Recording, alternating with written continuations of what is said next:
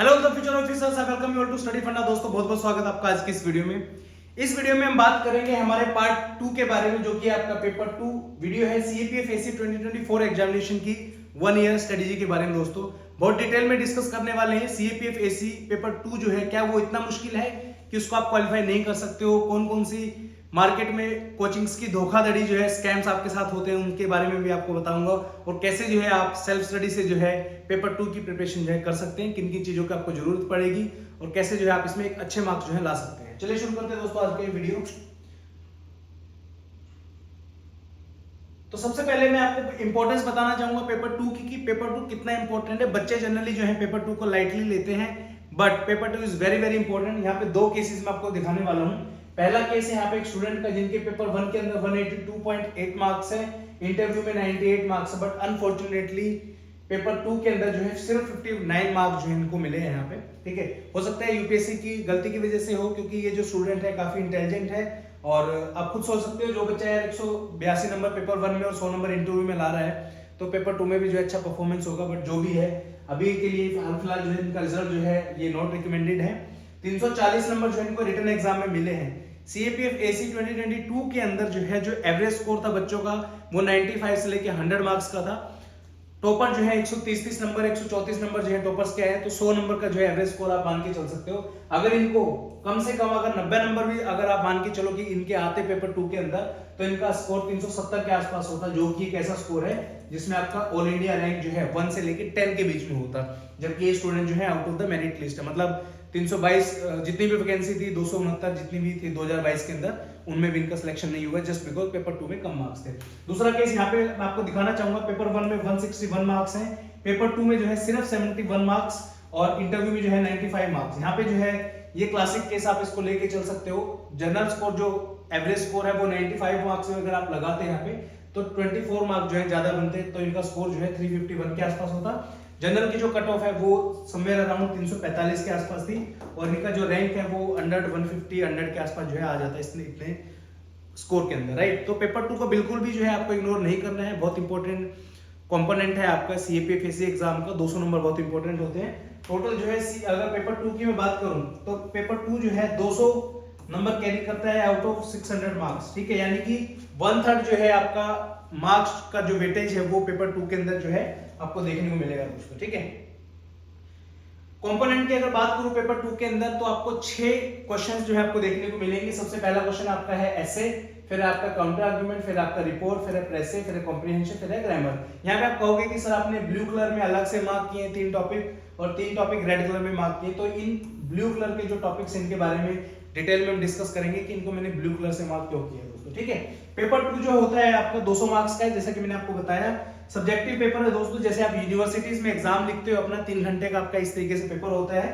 Same day जिस दिन आपका सीपीएफ का एग्जाम होगा, दोनों पेपर उसी दिन होते हैं। मॉर्निंग में आपका 2 घंटे का पेपर होता है और इवनिंग में 2 बजे से लेकर 5 बजे तक जो है पेपर 2 आपका कंडक्ट करवाया जाता है। ठीक है, चलिए उसके बाद है आपका why paper 2 is so tough.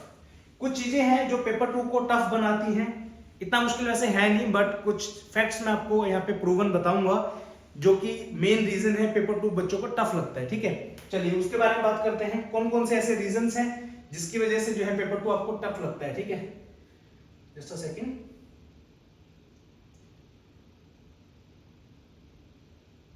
ठीक है, सबसे पहला है lack of guidance. Proper guidance market में अवेलेबल नहीं है दोस्तों। जितने भी कोचिंग्स हैं यहाँ पे सब आपको स्कैम करने के लिए बैठे। बहुत रेलेवेंट फैक्ट मैं आपको इसके रिगार्डिंग बताऊंगा। बहुत सारे बच्चे इस वीडियो में कमेंट सेक्शन में कमेंट भी करने वाले हैं कि सर आप गलत कह रहे हो, बट आप खुद सोचना इस चीज के बारे में। ठीक है, सीएपीएफ एसी एग्जाम के लिए पेपर 2 की अगर मैं बात करूं, ठीक है, तो पेपर 2 जो है बहुत डायनेमिक टॉपिक है। लगभग 130-40 नंबर का जो कंटेंट है 200 में से, वो आपका करंट अफेयर बेस्ड पे रहता है। जो भी चीज आप करंट अफेयर में पढ़, अगर मैं एक भी चीज गलत बोलूं तो आप कमेंट सेक्शन में आके कमेंट करके जो है बिल्कुल अपना जवाब जो है जरूर दे सकते हैं। और जो लोग ऑलरेडी सिलेक्टेड हैं, जिनका एक्सपीरियंस है सीएपीएफ एग्जाम में, अगर मैं ये बात गलत बोलूं तो आके जो है कमेंट सेक्शन में जरूर कमेंट करके बताना। ठीक है, तो समवेयर अराउंड 130-40 नंबर ऐसे आपका रिपोर्ट्स और काउंटर आर्गुमेंट, ये जो है करंट अफेयर बेस्ड के टॉपिक हैं। और इन करंट अफेयर बेस्ड के टॉपिक के रिगार्डिंग जो है आपको पूरा साल जो है मेहनत करनी पड़ेगी, करंट अफेयर से जुड़े रहना पड़ेगा, क्योंकि ये नहीं पता कौन सा टॉपिक यूपीएससी उठा के दे दे, ठीक है। अब जैसे ऐसे का देखो, मैं आपको बहुत अच्छा एग्जांपल बताता हूँ। अभी हाल फिलहाल में जो है चंद्रयान 3 लॉन्च हुआ है, ठीक है, सक्सेसफुली जो है इंडिया ने बहुत प्राउड की बात मान ली कि हमने उसको सक्सेसफुली कनेक्ट करवाया सब कुछ, ठीक है। अब इस टॉपिक को जो है यूपीएससी पूछेगा, राइट, अगर ये टाइमलाइन का फर्क पड़ता है, लेकिन पूछ सकता है कि भाई चंद्रयान के ऊपर जो है आपका ऐसे आ सकता है, पूछ लेगा कि भाई यूपीएससी में क्वेश्चन आपका आ जाएगा पेपर 2 में कि भाई इसरो के अचीवमेंट्स के बारे में बताइए, ठीक है। अब क्या होता है, ये करंट अफेयर में का टॉपिक है, आपने अगर इसको नहीं पढ़ा ढंग से तो आप कैसे इसको लिख के आओगे। कोचिंग इंस्टीट्यूट्स क्या करते हैं, पहली बात तो कोई कोचिंग इंस्टीट्यूट आपको पढ़ाता ही नहीं है पेपर 2, सीधा बोलेंगे कि आओ हमारी टेस्ट सीरीज ज्वाइन कर लो। आप खुद सोचो, एक वो बच्चा जो बिल्कुल फ्रेशर है, जिसको कोई आइडिया नहीं है पॉलिटी के बारे में, कोई आइडिया नहीं है ज्योग्राफी के बारे में, कोई आइडिया नहीं है हिस्ट्री के बारे में, ठीक है, कैसे वो पेपर 2 जो है अटेम्प्ट कर पाएगा। बाय द वे इन चीजों को डिटेल में डिस्कस करने से पहले जो है मैं सिलेबस के बारे में एक बार बात करना चाहूंगा। यूपीएससी ने जो सिलेबस आपका दिया है वो ये 2 लाइनें दी है यहाँ पे, ठीक है। यहाँ पे देखोगे लिखा हुआ है पार्ट ए के अंदर ऐसे questions which are to be answered in the long narrative form either in the Hindi और English, totally 80 marks. The indicative topics are modern Indian history specially और द फ्रीडम स्ट्रगल, एक ये दे दिया इन्होंने हिस्ट्री से, फिर ज्योग्राफी दे दिया, फिर पॉलिटी दे दिया, इकोनॉमिक्स दे दिया, knowledge of security and human rights issue and analytical ability. ये आपका जो है ऐसे का इन्होंने सिलेबस दिया है। अब आप खुद सोचो, जिस बच्चे को पॉलिटी जिसने नहीं पढ़ी, जिस बच्चे ने ज्योग्राफी नहीं पढ़ी, हिस्ट्री नहीं पढ़ी, साइंस नहीं पढ़ी, टेक्नोलॉजी नहीं पढ़ी, करंट अफेयर नहीं पढ़ा, इंफॉर्मेशन टेक्नोलॉजी नहीं पढ़ी, करंट अफेयर में क्या क्या हो रहा है, तो आपको लगता है कि paper 2 directly test series join करने से आपका भला हो जाएगा। आई डोंट थिंक सो दोस्तों, क्योंकि जो टॉपिक्स हैं आप देखोगे वेरियस काइंड ऑफ टॉपिक जो है पेपर 2 के अंदर आपको देखने को मिलेंगे। और जितने भी कोचिंग इंस्टीट्यूट मार्केट में जो सीधा टेस्ट सीरीज लॉन्च कर, बहुत सीरियस इशू है, इसलिए मैं आपको बता रहा हूँ, जो भी coaching institute without teaching you paper 2 directly बोलता है आपको कि आप आओ टेस्ट सीरीज ज्वाइन करो, they are doing scam with you, ठीक है। रीजन बीइंग वो ये नहीं देखते हैं कि कौन सा बच्चा हमारे पास फ्रेशर आ रहा है, कौन सा बच्चा हमारे पास रिपीटर आ रहा है। देखिए जिन बच्चों ने ऑलरेडी एग्जाम दिया है उन्होंने डेफिनेटली सिलेबस कवर किया होगा, उन बच्चों के लिए एडवांटेज हो सकता है, लेकिन जो एक फ्रेशर बच्चा है जो बिल्कुल न्यू बिगिनर है, उसको पता ही नहीं है कि सीपीएफ एग्जाम में क्या हो रहा है, तो कैसे आपकी टेस्ट सीरीज लिखेगा, ठीक है। और यहाँ पे सबसे एडवांटेज जो है बड़ा कोचिंग इंस्टीट्यूट्स को होता है, महंगी महंगी फीस आपसे ली जाती है और पढ़ाया आपको कुछ जाता नहीं, सीधा आपको बोलेंगे ये लो भाई एक ऐसे आपको दे दिया, इसके ऊपर टेस्ट आपको जो है लिखना है पूरा ऐसे 300 वर्ड का, ठीक है। जब आपको कोई आइडिया ही नहीं कि पेपर में क्या हो रहा है, कैसे आपका फॉर्मेट होगा, कैसे इंट्रोडक्शन लिखना है, कैसे बॉडी लिखनी है, कैसे कंक्लूजन लिखना है, क्या लिख के आओगे बताओ। 10 टेस्ट देंगे आपको, पहला टेस्ट आप लिखोगे, लिखना ही नहीं आएगा आपको, उसमें ही आप डिमोटिवेट हो जाओगे, नंबर मिलेंगे 1 2, फिर आपको लगेगा यार मुझे तो कुछ आता ही नहीं, मेरे तो पैसे खराब हो गए, 10 टेस्ट आप लिख ही नहीं पाओगे, इजंट इट। तो ये एक स्कैम है, इससे प्लीज बचिए।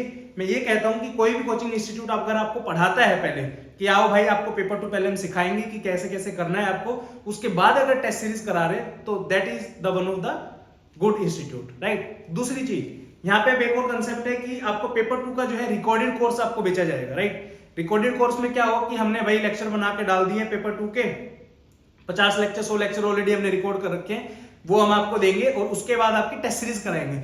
छोटी सी चीज मैं आपसे पूछना चाहता हूं, आपको ये कैसे पता कि आने वाले 6 महीनों में कौन सी करंट अफेयर की न्यूज आने वाली है, इजंट इट। तो रिकॉर्डेड लेक्चर्स आर लाइक 1 साल 2 साल पहले रिकॉर्ड कर दिए हैं, वही चलाए जा रहे हैं, ठीक है। कोई मतलब नहीं है कि करंट अफेयर में क्या हो रहा है। आपको पता है हर हफ्ते 10 दिन में कोई ना कोई गवर्नमेंट स्कीम आ रही है, हर 10 दिन के अंदर अंदर हर हफ्ते डेली बेसिस पे जो है नया करंट अफेयर का डेटा ऐड हो रहा है। जब तक आप करंट अफेयर से अपडेटेड नहीं रहोगे, कैसे आप एक्सपेक्ट कर सकते हो सीपीएफ के अंदर आपके अच्छे मार्क्स आएंगे पेपर 2 में? नहीं आएंगे दोस्तों, ठीक है।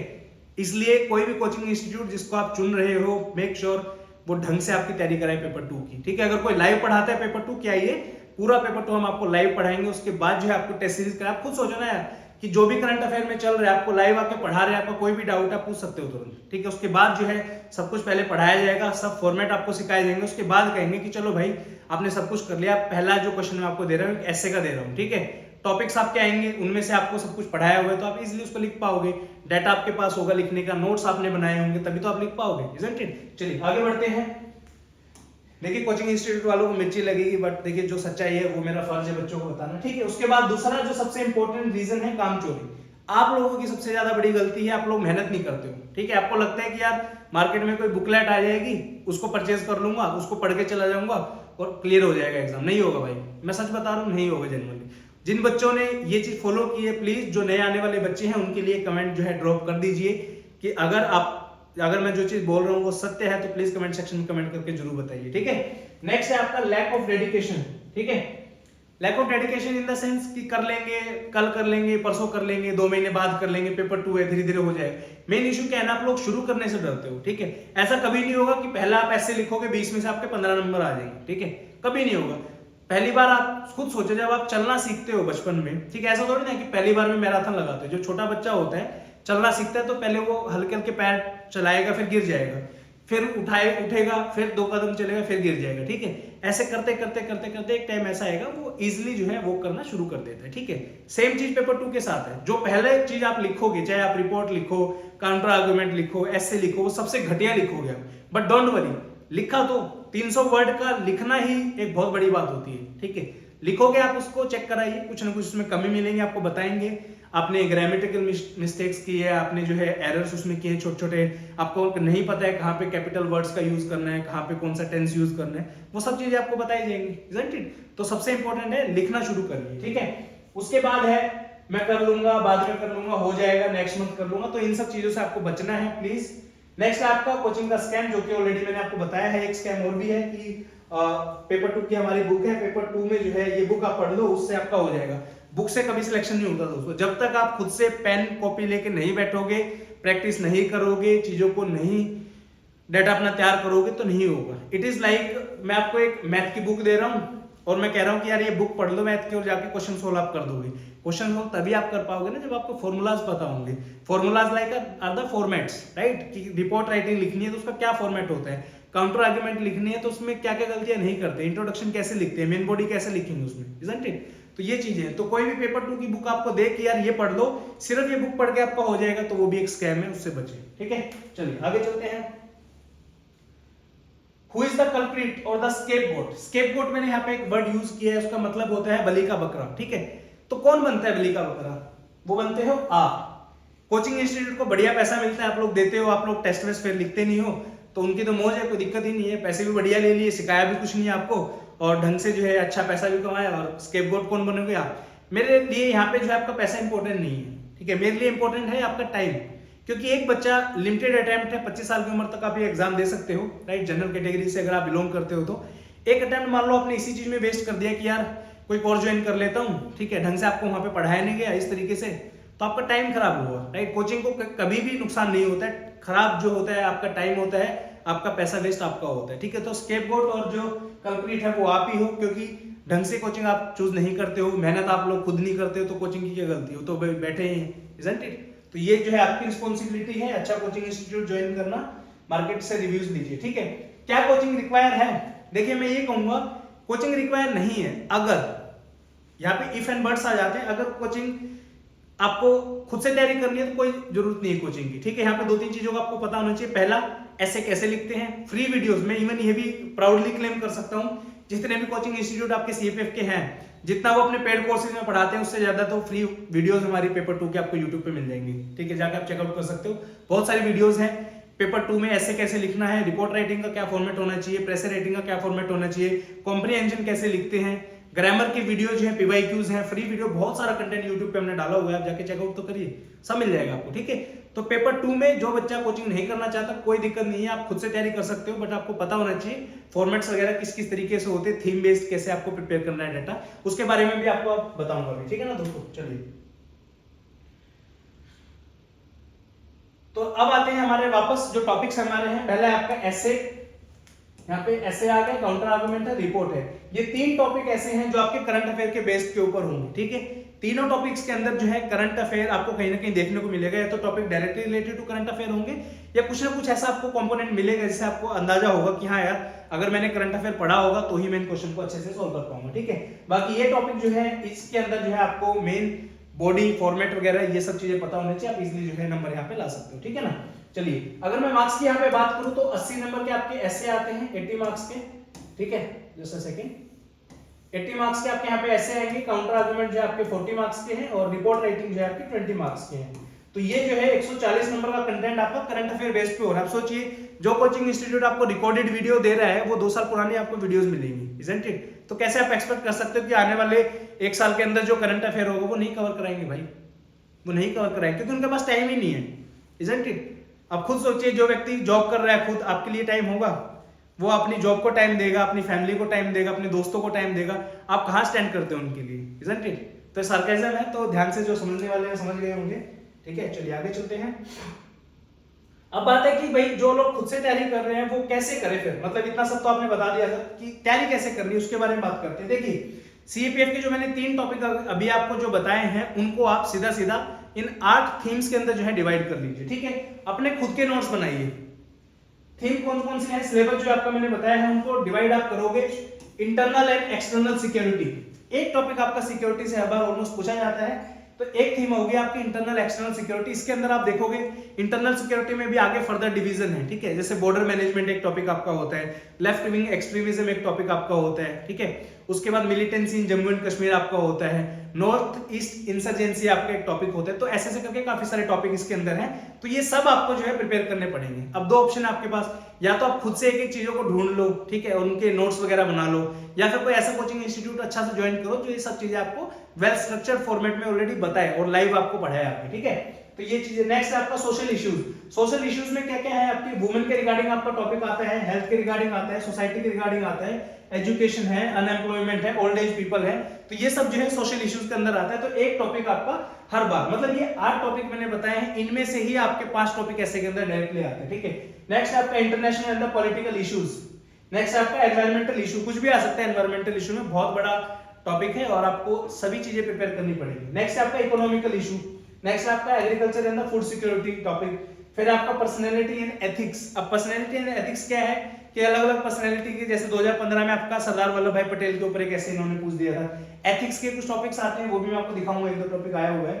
उसके बाद है space and science. Space and science मैंने क्यों डाला है यहाँ पे, स्पेस एंड साइंस इसलिए डाला है, आपका जैसे इसरो है, चंद्रयान 3 अभी लॉन्च किया, तो डेफिनेटली ये क्वेश्चन आने वाला है आपका सीपीएफ एग्जाम में, राइट। उसके बाद इसके अलावा डीआरडीओ है, और भी हमारी जितनी भी डिफेंस की ऑर्गेनाइजेशंस हैं, सबके ऊपर जो क्वेश्चन आपसे पूछा जाएगा। साइंस के अंदर जो है आपके सभी चीजें कवर्ड है, जैसे आपकी इक्विपमेंट्स है, कोई भी डीलम कर रहे रिपोर्ट वगैरह इनसे पूछ लेता है। ठीक है, तो ये 8 टॉपिक है, अभी मैं आपको दिखाऊंगा लाइव डेमो कि कौन कौन से टॉपिक कहाँ कहाँ पे आपके फिट होते हैं। ठीक है, चलिए 2023 का पेपर है आपका, आपके सामने है। ठीक है, थोड़ा सा जूम कर देता हूँ। सबसे पहला टॉपिक है cyber attacks, a new kind of warfare. ठीक है, सिक्योरिटी का पार्ट है दोस्तों, मैंने बताया था सिक्योरिटी के अंदर जो है आपकी न्यू, हाँ अब देखो सबसे बेस्ट एग्जांपल है, आप खुद बताना। अब जो चीजें किसी ने 2 साल पहले 1 साल पहले रिकॉर्ड करके आपको कोई अगर पेपर 2 पढ़ा रहा है, तो कैसे वो आपको आर्टिफिशियल इंटेलिजेंस के ऊपर टॉपिक बताएगा, कैसे वो आपको साइबर अटैक के ऊपर बताएगा, डेली कुछ ना कुछ नया घट रहा है, राइट। तो recorded lecture are the worst thing. Paper 1 के केस में देखिए रिकॉर्डेड बेस्ट रहते हैं, रीजन मैं बताता हूँ। पेपर 1 में क्या है, ज्योग्राफी है, वो 10 साल से सेम है, उसमें कोई चेंज नहीं आपको देखने को मिलेगा। पॉलिटी है 10 साल से आपका सेम है, प्रेसिडेंट है 1947 से सेम ही तो है, क्या चेंजेस इसमें आपको देखने को मिलेंगे। जो अमेंडमेंट वगैरह है वो भी सेम है, इजंट इट। जो भी आप देखोगे तो वो सिलेबस जो है स्टैटिक है, लेकिन पेपर 2 बहुत डायनामिक है, उसके अंदर आपको करंट अफेयर जो है अपडेटेड रहना पड़ेगा। नेक्स्ट है India as an emerging leader in the new world order, right. अभी आपने देखा होगा ये टॉपिक क्यों आया, आपका G20 की मीटिंग जो है इंडिया के अंदर कितनी सारी हुई है यहाँ पे। ठीक है, तो ये जो है इंटरनेशनल रिलेशंस का एक टॉपिक आप इसको कंसीडर कर सकते हो, जो हमने लास्ट स्लाइड में बताया था। तो उसके रिगार्डिंग एक टॉपिक आपका है Indian diaspora and its contribution to the post independent India, right. अब वो हिस्टोरिकल जो उसमें सिलेबस में देखा था आपने, हिस्टोरिकल जो फैक्ट है, सोशल इश्यूज में आप इसको कवर कर सकते हो। Education and awareness are the critical pillars of the success of the democracy, right. देख रहे हो सोशल इश्यूज, एजुकेशन मैंने बताया था यहाँ पे आपको, सोसाइटी का आपको बताया था, आगे डायरेक्ट क्वेश्चन। उसके बाद नेक्स्ट है आपका e waste, the dark side of the digital revolution. Science का टॉपिक है ई वेस्ट, कैसे जो है आपका आने वाले टाइम में जो है ई वेस्ट बढ़ता जाएगा, कैसे जो है ये हार्मफुल है बेसिकली हमारी जनरेशंस के लिए। नेक्स्ट है आपका geographical and linguistic diversity of India is the real wealth. आगे आपका एथिक्स का टॉपिक आ गया है, ठीक है। तो 6 टॉपिक आपके कवर हो गए। नेक्स्ट आप देखो 2022 का पेपर है, ठीक है। 2022 में देखो आप the campaign to save the endangered species, right. तो यहाँ पे एनवायरनमेंट का टॉपिक आपका आ गया।